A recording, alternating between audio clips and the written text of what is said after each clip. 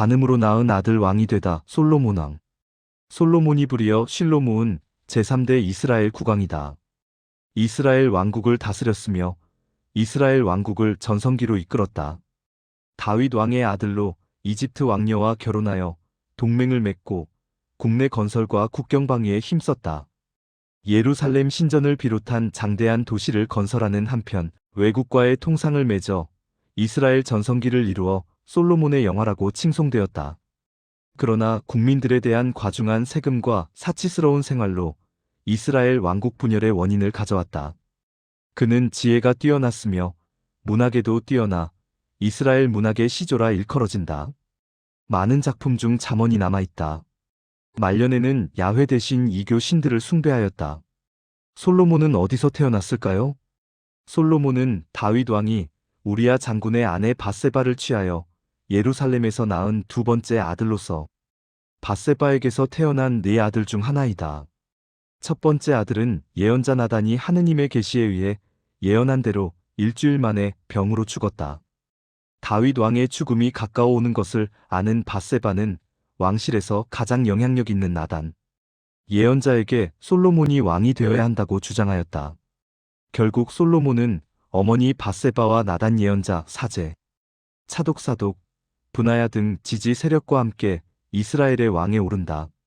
모반을 꾀하던 이복 형제인 아도니아와 그를 지지하던 요압, 에브야타르 아비아달, 시므이 등의 반대파는 숙청을 당한다. 아비아달은 숙청되지 않고 유배당한다. 다시 한번 정리하면 솔로몬은 이스라엘 왕국 예루살렘에서 태어난 것으로 알려져 있습니다. 그는 다윗 왕이 예루살렘에서 통치하던 시기에 태어났으며 왕궁에서 성장했습니다. 솔로몬은 어린 시절부터 왕자의 신분으로 자랐기 때문에 일반 백성들과는 전혀 다른 환경 속에서 성장했습니다.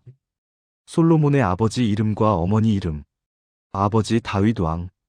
다윗은 이스라엘 역사상 가장 위대한 왕이며 하나님께 내 마음에 합한 사람이라고 불린 인물입니다. 솔로몬은 바로 이 다윗의 아들입니다. 어머니 밧세바. 솔로몬의 어머니는 밧세바입니다.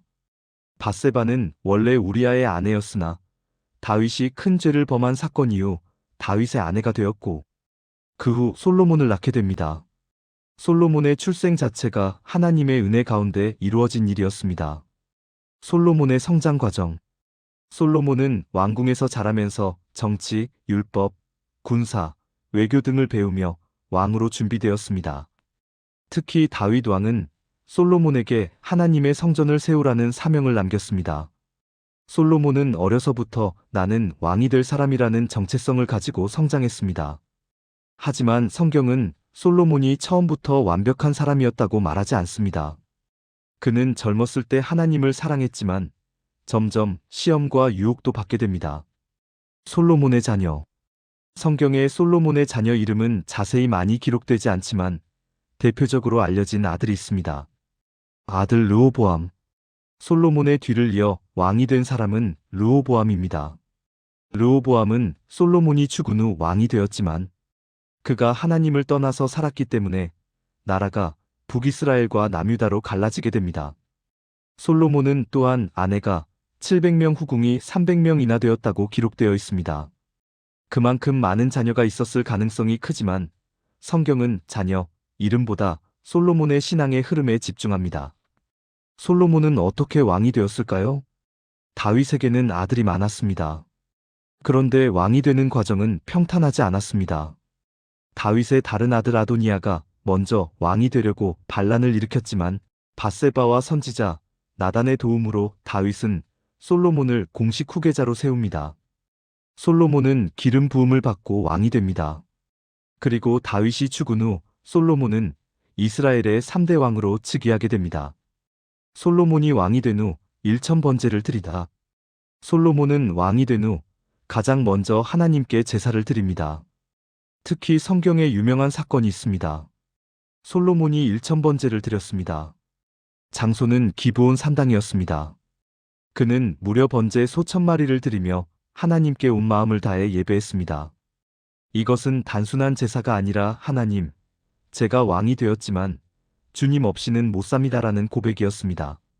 하나님이 주신 축복 지혜, 솔로몬이 1000번제를 드린 후 하나님께서 꿈에 나타나 말씀하십니다. 네가 무엇을 원하느냐? 솔로몬은 이렇게 구합니다. 저는 어린아이와 같습니다. 백성을 잘 다스릴 지혜를 주옵소서. 하나님은 크게 기뻐하셨습니다. 그래서 하나님은 솔로몬에게 지혜, 부와 영광, 평안한 나라까지 함께 주셨습니다. 솔로몬은 세계 역사상 가장 지혜로운 왕으로 불리게 됩니다. 솔로몬의 영광의 시대. 솔로몬은 왕이 된 후 예루살렘 성전 건축, 왕궁 건설, 나라의 부흥, 주변 나라들과 외교, 금과 은이 넘치는 시대를 이루었습니다. 이스라엘은 최고의 전성기를 맞이했습니다. 사람들은 솔로몬을 보기 위해 세계에서 몰려왔습니다. 대표적으로 스바 여왕도 방문했습니다. 말년의 솔로몬, 왜 저주를 받았을까요? 하지만 솔로몬의 마지막은 너무 안타깝습니다. 솔로몬은 나이가 들면서 많은 이방 여인들과 결혼했고 그들이 섬기던 우상 숭배를 받아들입니다. 성경은 이렇게 말합니다. 솔로몬의 마음이 여호와에게서 떠났다. 그는 하나님께 받은 축복을 누리면서도 끝까지 순종하지 못했습니다. 결국 하나님은 말씀하십니다. 내 나라가 네 아들의 시대에 갈라질 것이다.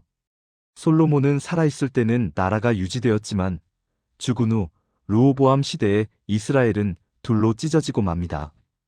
이것이 솔로몬 말년의 저주였습니다. 솔로몬이 주는 교훈. 솔로몬의 삶은 우리에게 분명한 교훈을 줍니다. 시작이 은혜였어도 끝까지 믿음을 지켜야 한다.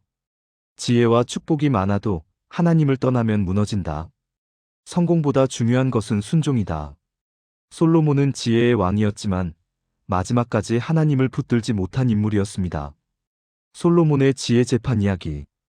어느 날 두 여인이 솔로몬 왕 앞에 나와 한 아기를 두고 다투었습니다. 두 사람 모두 이 아기는 내 아기입니다. 라고 주장했습니다. 사실은 한 여인의 아기가 밤에 죽었고 그 여인이 몰래 다른 여인의 살아있는 아기를 빼앗은 것이었습니다. 솔로몬은 잠시 생각한 뒤 이렇게 말했습니다. 칼을 가져오라. 아기를 둘로 나누어 반씩 주어라. 그러자 한 여인은 말했습니다. 아닙니다. 차라리 저 여자에게 아기를 주십시오. 아기만 살려주세요. 하지만 다른 여인은 좋습니다. 나누어 가지세요. 라고 했습니다. 그때 솔로몬은 선언했습니다. 아기를 살리려는 이 여인이 진짜 어머니이다. 이 재판을 통해 사람들은 놀랐고 솔로몬에게 하나님이 주신 지혜가 얼마나 큰지 알게 되었습니다. 솔로몬의 말년. 말년에는 야훼 대신 바알, 몰렉, 아스타르테 등 이방 종교의 신들을 숭배하였으며 구약 성경에서는 이로 인해 격노한 야훼가 솔로몬에게 심판을 선포하고 그것을 바로 시행하였다고 한다. 먼저 에돔 사람 하닷을 일으켜 솔로몬의 원수가 되게 하였고 또 다메섹 수리아의 르손을 일으켜 솔로몬의 원수가 되게 하였다. 나아가서 예언자 아히야를 통해서 솔로몬의 신복인 여로보암에게 이스라엘 10지파를 주겠다고 선언하였다. 솔로몬 왕은 다른 여러 나라 여자들을 좋아했습니다. 솔로몬은 파라오의 딸을 좋아했을 뿐만 아니라 모압 여자, 암몬 여자, 에돔 여자, 시돈 여자, 헷 여자도 좋아했습니다. 여호와께서 전에 이스라엘 백성에게 이렇게 말씀하셨습니다. 너희는 다른 나라의 백성과 결혼하지 마라. 그들과 결혼하면 그들이 너희의 마음을 돌려놓아 너희가 그들의 우상을 섬기도록 만들 것이다. 그러나 솔로몬은 이 여자들과 사랑에 빠졌습니다. 솔로몬은 700명의 후궁과 300명의 첩을 두었습니다. 솔로몬의 아내들은 솔로몬의 마음이 하나님으로부터 멀어지도록 만들었습니다. 솔로몬이 늙어감에 따라 그의 아내들은 그의 마음을 돌려 다른 우상들을 섬기게 했습니다. 솔로몬은 그의 아버지 다윗처럼 여호와를 참되게 섬기지 못했습니다. 솔로몬은 시돈 백성의 여신 아스다롯을 섬겼습니다. 그리고 암몬 사람들이 섬기는 역겨운 신인 밀곰에게 예배했습니다. 이처럼 솔로몬은 여호와께서 보시기에 악한 일을 저질렀습니다. 솔로몬은 그의 아버지 다윗처럼 여호와를 참되게 섬기지 않았습니다. 솔로몬은 예루살렘 양쪽 언덕 위에 산당을 지었습니다.